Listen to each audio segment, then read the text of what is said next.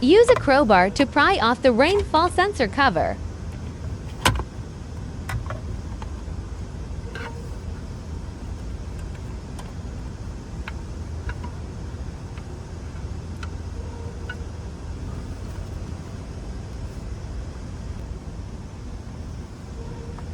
Remove the interior rearview mirror and disconnect the power supply.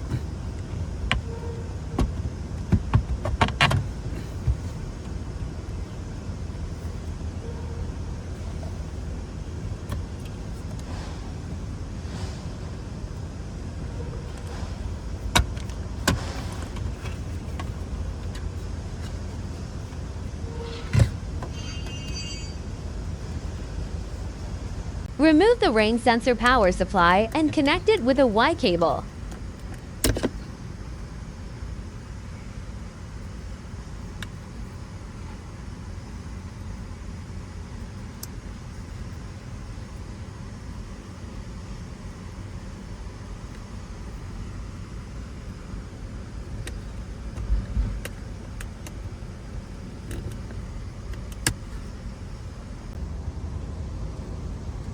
Restore cover and interior rearview mirrors.